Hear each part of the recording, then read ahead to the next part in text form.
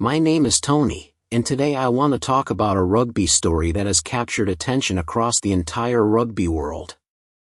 It is a story about pride, tradition, innovation, and a growing divide between two different visions for the future of the game.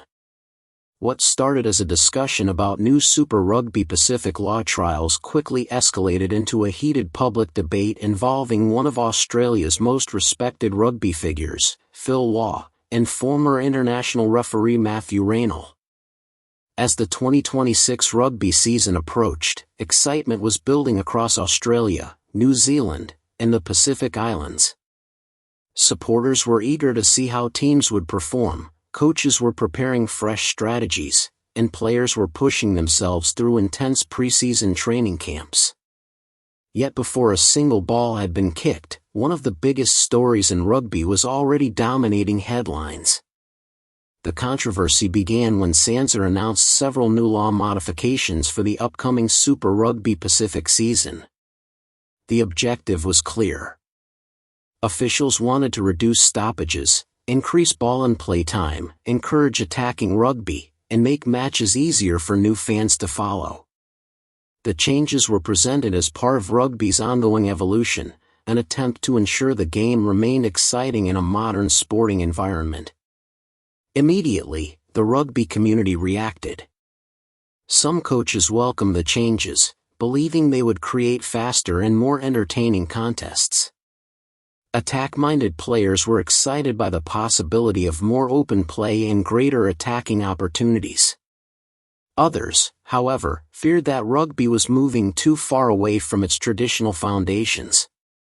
One of the strongest critics was former French referee Mathieu Raynal.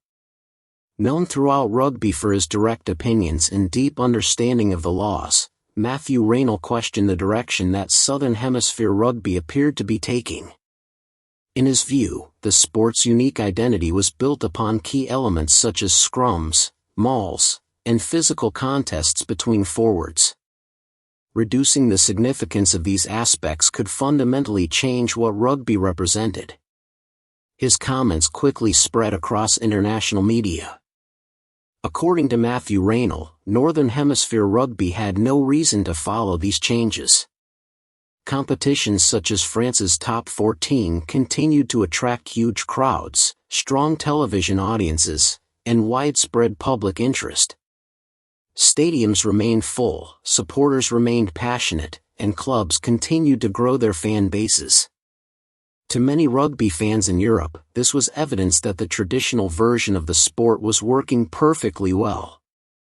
As debate intensified, social media exploded with opinions. Some supporters agreed completely with Mathieu Raynal. They argued that rugby should protect its traditions and avoid changes that might weaken important parts of the game. Others strongly disagreed. Many supporters pointed out that rugby has always evolved. Every generation has introduced new ideas. Every era has experimented with different laws. Progress, they argued, has always been part of rugby's story. Then came the response that truly ignited the controversy. Rugby Australia Chief Executive Phil Waugh decided to answer the criticism directly. For rugby fans, the words of Phil Waugh carried enormous weight. During his playing career, he was one of the most respected Wallabies forwards of his generation.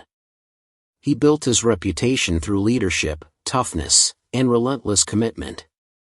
Now leading Rugby Australia, he was responsible for helping guide the future of the sport in one of rugby's most important nations. When asked about the criticism from Mathieu Raynal, Phil Waugh did not hesitate.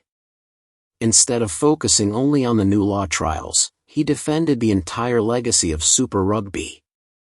He argued that since its launch in 1996, Super Rugby had been one of the most influential domestic competitions in world rugby. According to Phil Waugh, innovation had always been a defining characteristic of the competition. Throughout its history, Super Rugby had introduced fresh ideas, promoted attacking rugby, and helped shape modern playing styles. Many tactical innovations seen throughout international rugby had first appeared in Southern Hemisphere competitions. For Phil Waugh, experimentation was not something to fear. It was something to celebrate. His response immediately became headline news throughout Australia, New Zealand, South Africa, France, and the United Kingdom. The Rugby Australia boss then made an even stronger point. He highlighted the remarkable success enjoyed by Southern Hemisphere nations on rugby's biggest stage. Over several decades, teams such as the Wallabies, the All Blacks, and the Springboks had consistently dominated international rugby.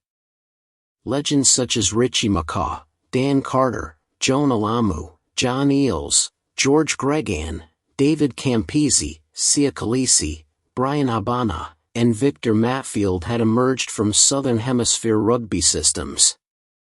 According to Phil Waugh, that success did not happen by accident. Strong national teams require strong domestic competitions. Elite players need high-level environments to develop their skills. Young prospects need pathways that allow them to progress toward international rugby. Coaches need competitions that challenge them to innovate and improve. From his perspective, Super Rugby had provided exactly that foundation for decades. The debate soon expanded beyond law trials and became a wider discussion about rugby's future. Should rugby focus primarily on entertainment? Should tradition always take priority? Can both objectives exist together? Supporters around the world found themselves asking these difficult questions. As Tony, following the story closely, I found myself fascinated by the passion surrounding the debate. The more I listened, the more I realized that both sides genuinely cared about rugby. People were not arguing because they wanted to